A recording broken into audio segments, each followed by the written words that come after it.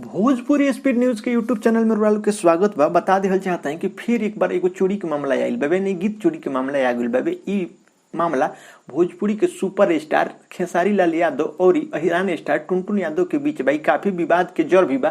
तो रउआ लोग के खबर विस्तार से बताई। ओकरा से पहले एगो छोटा से आग्रह करतनी कि रउआ लोग अगर अभी तक भोजपुरी स्पीड न्यूज के यूट्यूब चैनल के सब्सक्राइब नहीं के लिए तो देर ना करी, फटाफट सब्सक्राइब कर दी, बगल में बेल आइकन दबा दी, साथे साथे ये वीडियो के ढेर सारा लाइक भी कर दी।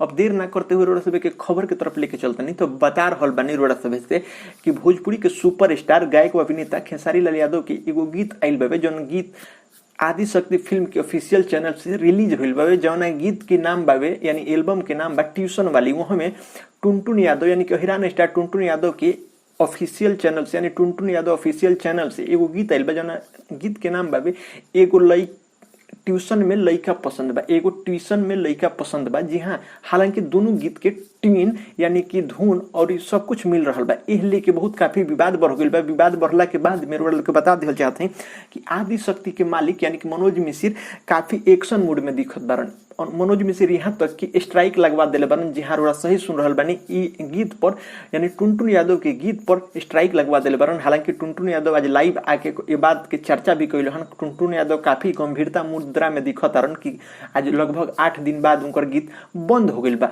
हालांकि का वजह बा एकरा पीछे तो मतलब रोड़ा सब जान ही गनी कि दोनों गीत के धुन सेम बा। लेकिन टुनटुन यादव अपना सफाई में इहो बात कहल हन कि ई गीत हिंदी धुन हवे। जी हाँ, ई केहू के पर्सनली धुन ना हल, लेकिन हमरा साथे ये अन्याय हो रहल बा। जबकि हम खेसारी लाल यादव के बहुत ज्यादा बड़ भाई के तरह मानेनी, गुरु तुल्य मानेनी। जी हाँ, ई बात टुनटुन यादव जी कहले बारन। जी हाँ, ई रोड़ा के न्यूज क्वेश्चन लागल कमेंट बॉक्स में आप राय जरूर रखें। साथे साथे वीडियो के अपना दोस्त यार में शेयर कइल हर की जना भुलाएं। धन्यवाद।